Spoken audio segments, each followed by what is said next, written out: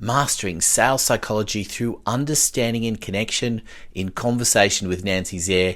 This is a fun episode. Check out some of these excerpts because there is so much you're going to get out of this one.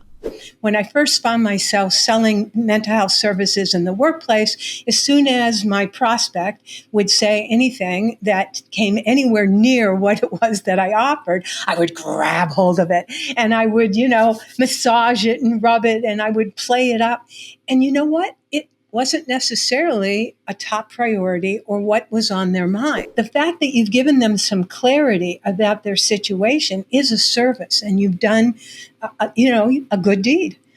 Hello, everyone, and welcome to another episode of Biz Bites, proudly brought to you by Come Together, the people behind podcasts done for you, because we're all about exposing other people's brilliance. Don't forget to subscribe to Biz Bites and check out podcasts done for you as well in the show notes. Now, let's get into it.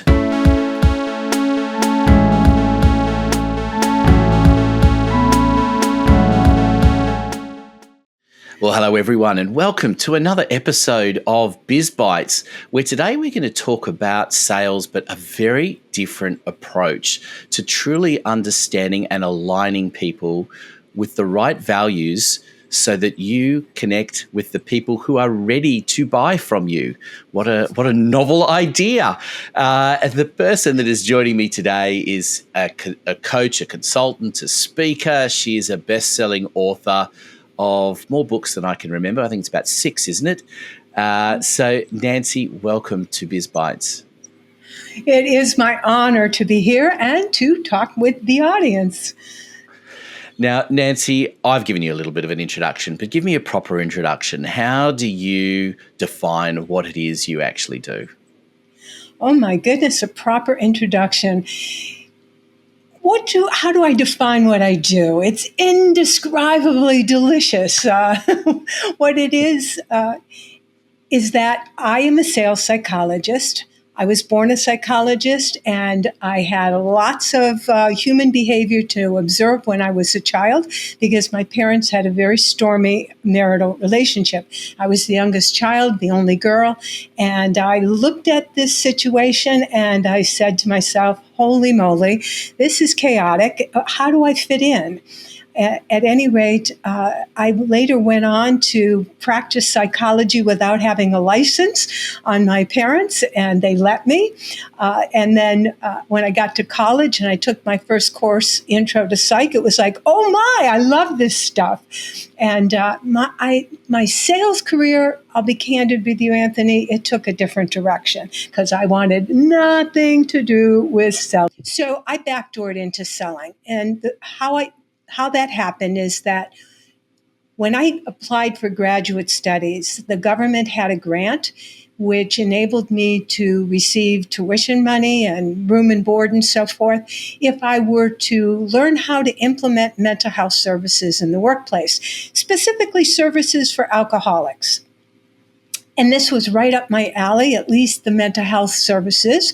And so I happily accepted the money, and upon graduation discovered you cannot implement a program until it's sold.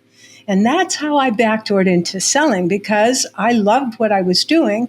But in order to do what I loved, I had to market and sell it.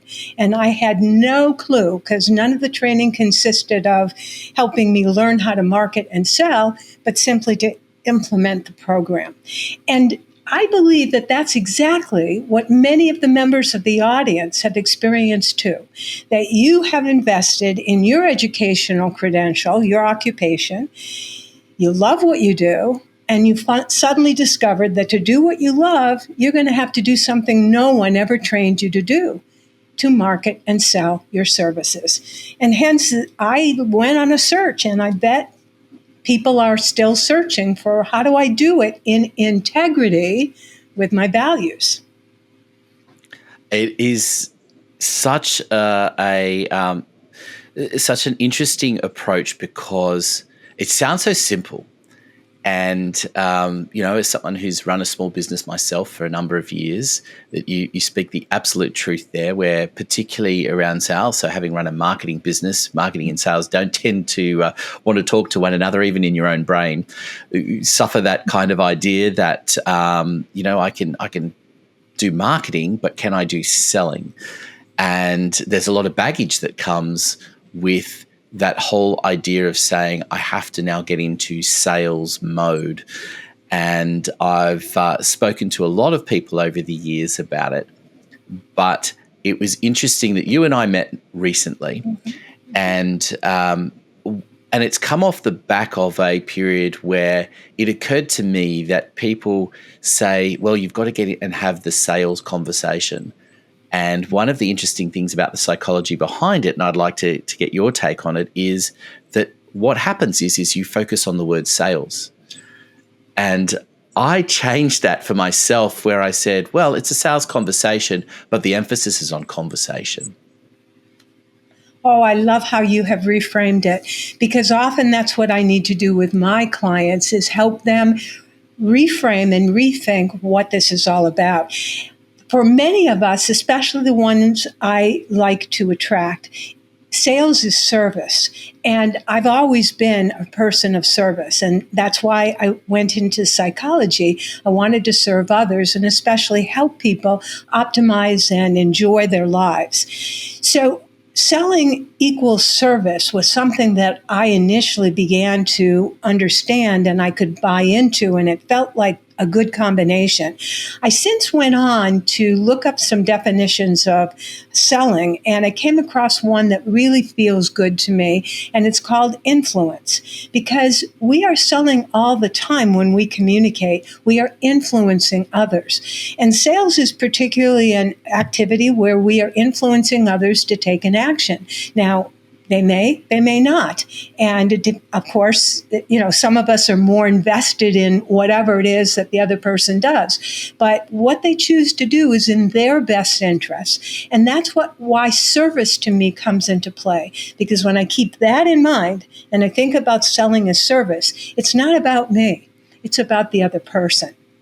And Anthony, I bet you have heard this from Zig Ziglar, not personally, but perhaps if you're familiar with his work, and maybe many of your listeners are. He said basically that we have to, if you give the other person what they need, you will eventually get back what you need. And that person who is buying your service, your product, whatever the investment is, that investment is a kind of a one-time thing. You receive it, it gets spent, it's gone, but the product or service that they received continues. And what an interesting concept that is, that whatever it is that you are selling, your client, your customer will benefit long after the money you received is gone. Interesting idea, right? Absolutely. And you certainly hope so, don't you? I mean, you think about it, whatever you purchase, there's very few things that you purchase that are gone in an instant. I mean, maybe even, and even, if you think about, you buy an ice cream. An ice cream, okay, it might only last you, depends on how quickly you eat it, but it might only last a few minutes. But the smile can also last a while afterwards as well, can't it? So it's and so can the chubby cheeks and the rounded belly. Yes, So exactly. yes, so we or maybe the cavities that we get in our teeth, or our blood sugar getting whatever. I'm just playing with this idea of it does last longer than the actual exchange of money. Yeah, and it's an important idea, isn't it? Because the problem with getting into the sales cycle, particularly for small businesses where the person doing the selling is often the owner, CEO, or is wearing multiple hats, that you get into that cycle and you're just worried about the next sale, and you forget about actually working with the client and giving them more opportunities to succeed. Yeah. It's something that when I taught at the college level, I was always encouraging my students to understand that concept, that take the emphasis off you and put the emphasis where it belongs, on the other person. And that's why, Anthony, I particularly gravitated to the platinum rule. And I know you and I talked about that during our first meeting, but the platinum rule. Hey, we hope you're enjoying listening to the Biz Bites podcast.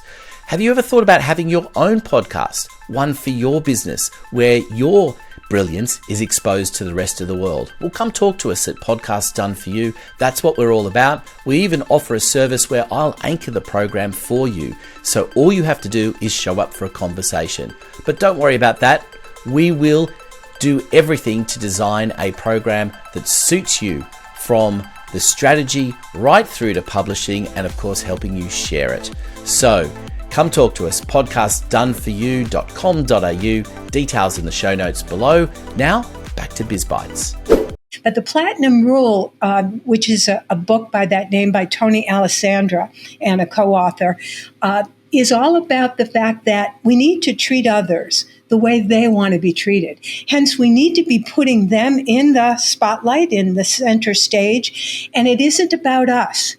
It isn't about how I look or what I say. It's about listening to my prospect, tuning into their needs, and again, serving them. What is it that will help them best?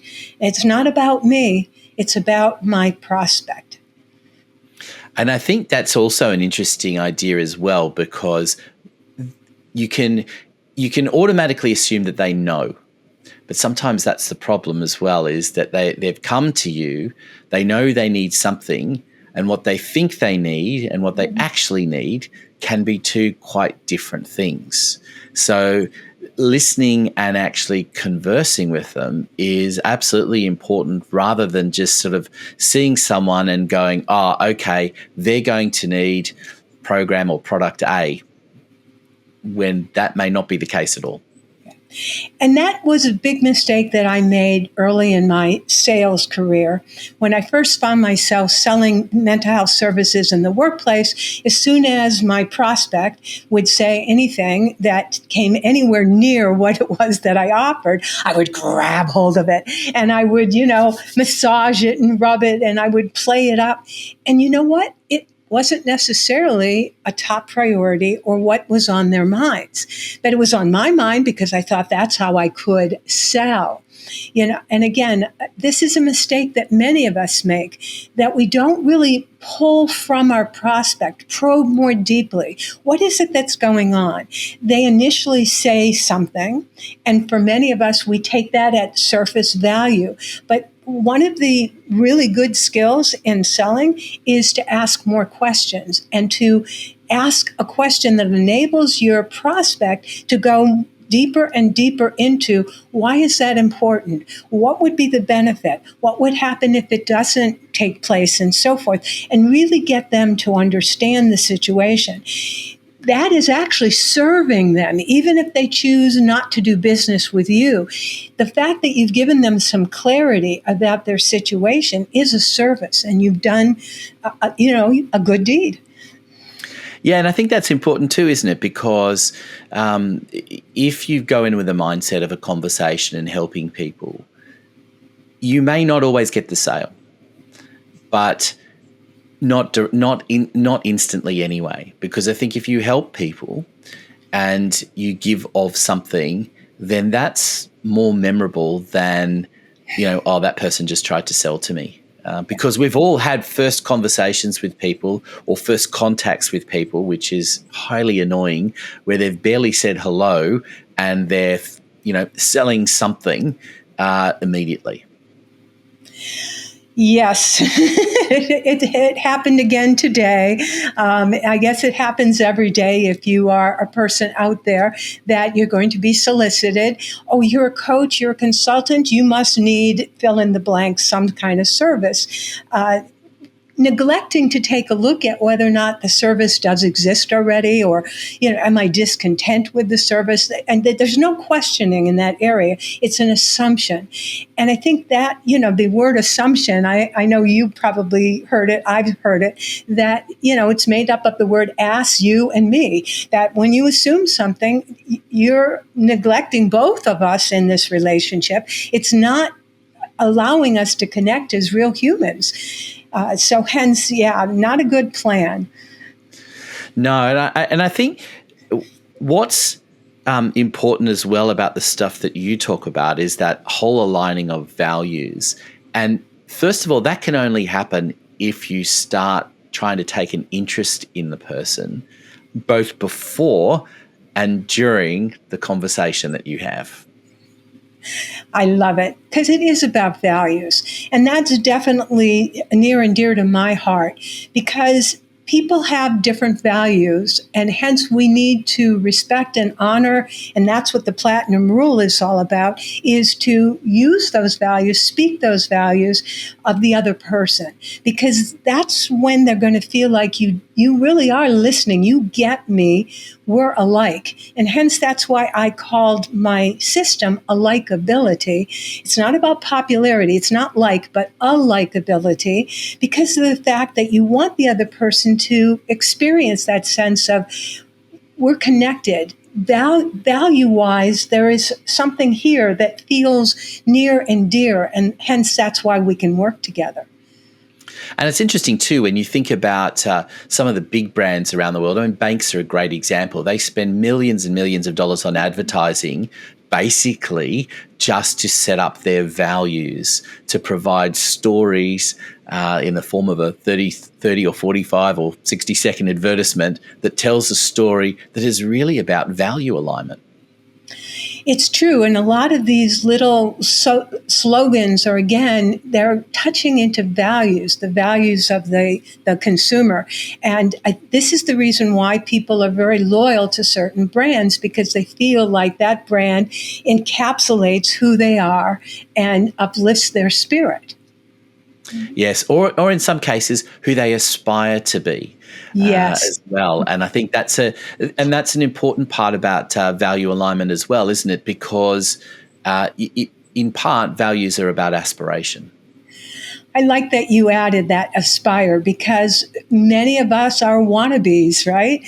And that's a good thing, because by having a goal or to aspire to be a certain type of person, that builds our character and allows us to grow. I mean, that's what it's all about. By having, a sense of your North Star, and you point it towards where you want to go rather than just, I'll wander the universe. Yeah, and I think I know as a marketer that I've spent a lot of time over the years working with clients about their values, mission, vision, and purpose, and all of those things. And often you start talking to them about it, and you can see in part the eyes glaze over and go, "Oh, this is just a new age rubbish, and we don't really need to do this. Why are we spending so much time on it?" And I think that's where you miss the point, isn't it? Because when you actually zero in on those things and you understand that that's who you are as a person, who your business is, then the likelihood that you are going to enjoy doing business and attract people doing business is with those who are aligned with those values. Because when they don't align, usually something goes wrong.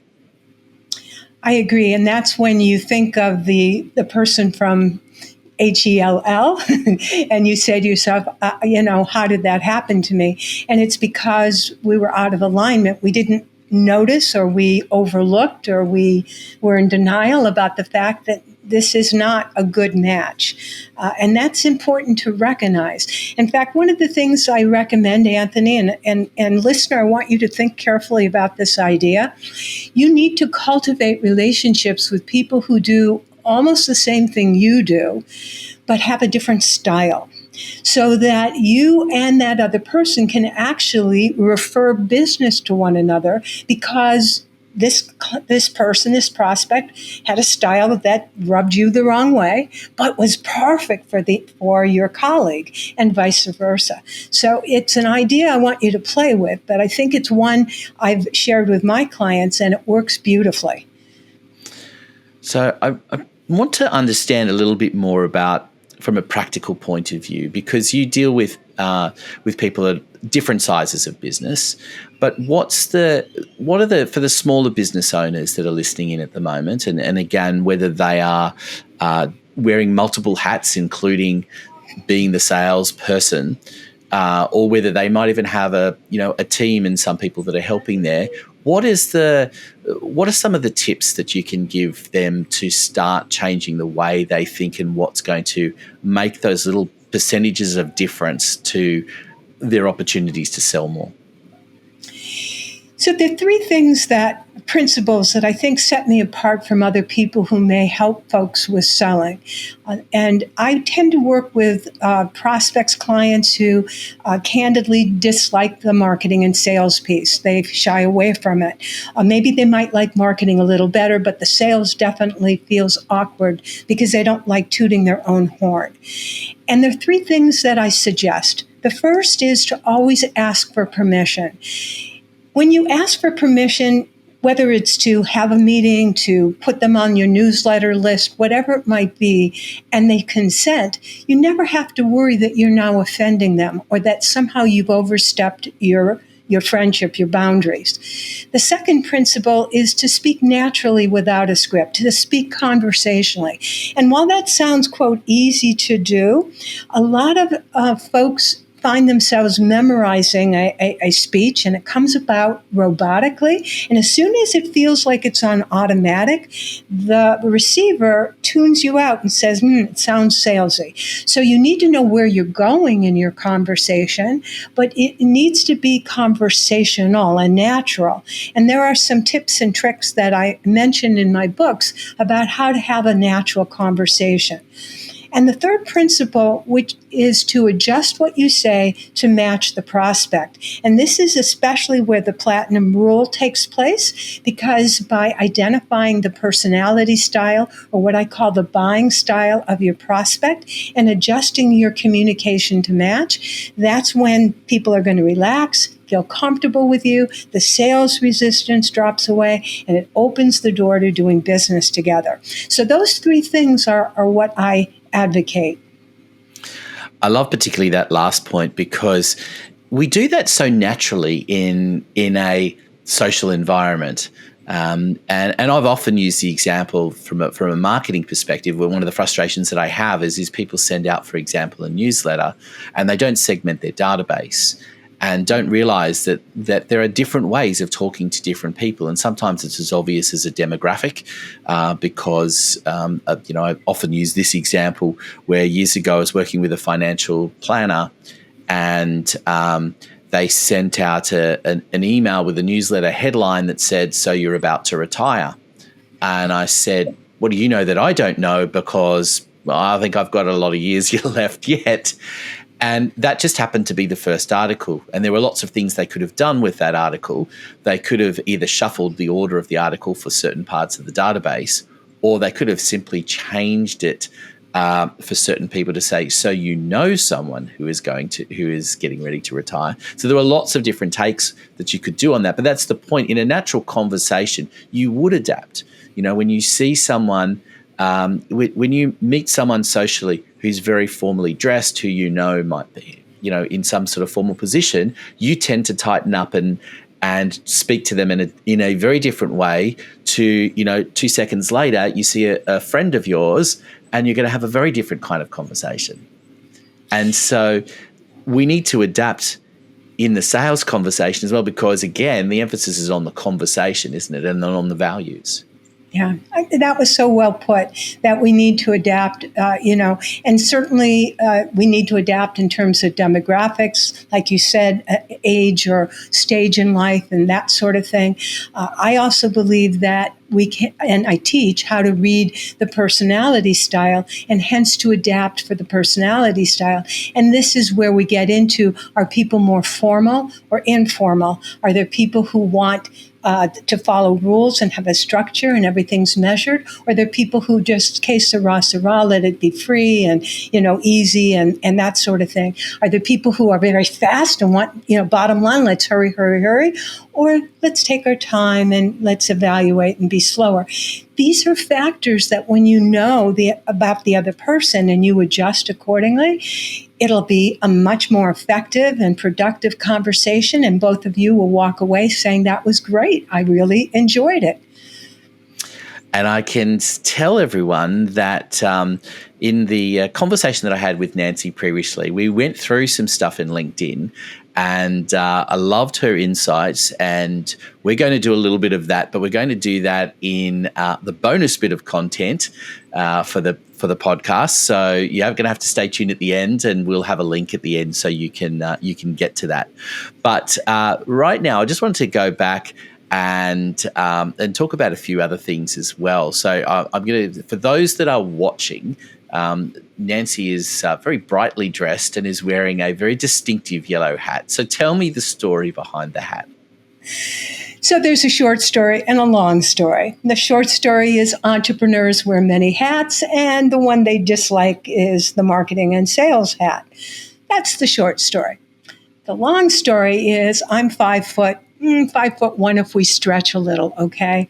And I love to speak in front of audiences, at least pre-COVID. I spoke a lot live in front of stages, but I would get down from the platform and I would walk among the audience. Well, when you're 5 foot and you're walking among the audience, nobody can see you.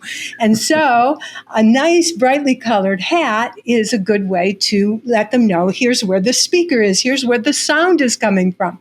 But I also, Anthony, changed the hats. I have 4 colors because the 4 colors represent the 4 personality styles. And so not only did I wear a different colored hat depending on which style I was talking about, but I also would take the hats and I would bang them together to illustrate where the conflicts were with certain styles, because obviously we don't all get along with everyone. And so there are some natural affinities, and then there's some areas where we clash. So that's the long story about the hats. No, I love it. But tell me. Okay, I need to know now the 4 colors. Give it to me. What are the 4 colors, and what's the logic behind each? Okay, so the red is for the person on fire. They're in a hurry. They're quick. They decide to buy either in 1 or 2 contacts. Then we got the gold hat. They have hearts of gold. And this is the person who is fairly quick. They'll buy 2 to 3 contacts, but they need one additional one because they go back and they say, was this a transaction or did they really care about me? They have hearts of gold. They give it away. They want that relationship. And then we have the blue hat, true blue, loyal. These are the people who want everything, nailed down and structured and in a process. And they are very brand loyal. And once they find something, they stick with it because it's tried and true. So true blue. And then I'll be candid with you. The green hat is, well, what other primary colors are there? And so we came across the green hat. And the green hat is for the person who is very careful and studious and thinks deeply. And we can, go back to the Excel spreadsheets that were in green, and possibly we can say, well, this is the person who knows how to make and create and use one. I love it. I'm now rethinking the fact that I've got brown and black hats. What am I doing with those? I don't know what they represent. Other than the need to stay out of the sun. All colors. See, all colors, when they come together, actually produce a brown or a black. So we're all a combination of all 4 styles. Hence, there you go. Well, there you go. So people that know that the videos that I've been producing over the years, whilst I'm not wearing a hat today, often do in one of my podcast series. And I did for many years and still do from time to time, series of very short marketing tips. And I'm often standing outside. So with my lack of hairline, a hat is an essential tool. But and it's funny because one thing, because you talk about psychology and personality and things, and I've often heard over the years that particularly if you're doing video, that the 2 no-nos are hats and glasses. Now, I can't see without the glasses, so I mean I could do it, but it's not going to see. Everything's going to look a little bit blurry, and if I'm need to read anything, then I'm in real big trouble. But certainly after a couple of minutes of looking around with no glasses on, eyes are going to start to strain. I'm not going to feel great. So the glasses are a necessary one, and I've never been able to perfect contact lenses. So that's been necessary, and often the hat as well. But I don't know if you've heard that psychology behind it, if it is creating barriers. I think the biggest barrier isn't the eyeglasses or the hat, it's the hands across the chest. Yes. It's the lack of eye contact, at least in maybe Western countries, because that is a sign of friendliness. And the right hand that is extended for a handshake was to show that there's no weapon in our hands. I don't know if people are aware of that ancient tradition, and that's how the handshake developed. So these, to me, when the hands are crossed in front of the chest or certainly on the hips or this is not a friendly pose. So I think those are really bigger barriers. Yeah, it's interesting, isn't it? And all these things that you have to kind of be aware of, isn't it? Because that's one of those things, isn't it? When you're having a conversation with someone and you can see, and we can't really see so well here, but sort of they've got their arms folded and they're in front of you. You're thinking, they're not buying this. Whatever you're talking to them about, whether it's selling or general conversation, unless they're genuinely cold, which can happen. Then they'd be shivering. You're sitting there like that because it's a little cold. I get that. At times I found myself doing that if it's really cold, but mostly it's closing yourself off, isn't it? It truly is. I'm not an expert in body language, but it is something that I enjoy learning about and observing because there are obvious cues. And of course, if you are in a sales situation and you see your prospect's eyes, move away and wander and close, they yawn, etc. These are not good signs, folks. You want to make sure that the person is engaged with you and vice versa. Yeah, I think it's and it is important to take those cues and things these days, particularly when we're doing a lot of things virtually. So it is a bit about watching as well as listening. But the listening is certainly the most important part, isn't it? It's really taking those cues from people and knowing where to go. And as you say before, not just following a script, which I think is very difficult for a lot of people to get their head around. Even seasoned salespeople tend to follow a script, don't they? Yes, they do. In fact, many people will train you if you are hired in a company to present a certain script. At one point, I actually did telesales, and so I was on the phone, and the computer dialed up the number, and boom, we were connected, and there was a script that I had to read. The person who actually got away from the script and started talking like a human being was the one who did a lot better than those of us who just read the words. Of course, if you read the words without any expression, it's horrible. That monotone. In fact, I've played around with, I don't know if you have ever done this, with telemarketing people who have a script, and I will cut through it, and then they don't know what to say or do. It's just kind of bizarre, but it's true. People can rely too heavily on a script. Now, I want to, just before we start wrapping things up, two things. One is to remind people that we're going to have some serious tips to take in afterwards for the bonus bit of content. But I wanted to ask you a little bit, and you touched on right at the beginning, your background story, because I'm always fascinated about how people get from, where they started and where they imagined to where they are today. So, tell me a little bit about what the dream was when you were younger, when you were in school. Was the psychology thing, was that an immediate reaction to just a situation with your parents, or was there something, what did they do? What drove you to that route and then eventually to sales? As I mentioned, my parents had a stormy marriage, and I wanted to help them. Now, when I say stormy marriage, we're talking about cupboards banging and glasses breaking, and there was a lot of chaos in the family. And I also said I was the youngest child and only girl. And so when my parents got at it, we children scattered if we knew what was right for us. And I remember my very first memory is being in the basement, and up above, I could hear what was going on. I wanted to help. I don't know if I was scared that I would be hurt, but I really wanted to help. I was scared about my parents breaking up because I didn't know what would happen if there wasn't a two-parent family. So I wanted to keep them together. And around the age of 10, I'd seen a TV show in which the parent helped three quarreling children get along. And I said, wow, I love that technique. I'm going to try it on my parents. And that's when I practiced psychology without a license. And the funny thing is, they let me do it. Now, both of them are deceased, so I cannot ask them whether they remember this incident and why they allowed me to help them. I can only speculate that either they were in so much pain that they were looking for anything that might soothe them, or they saw something in their daughter that suggested I could help them. At the end of this conversation, I turned to my dad and I said, here's what you need to do so mom will feel loved. And then I turned to my mom and I said, this is what you do so dad will be respected. And notice that the words changed. And they changed because I translated what I heard each parent say. They were unable to hear each other's language and adjust properly, but I could hear both languages and translate.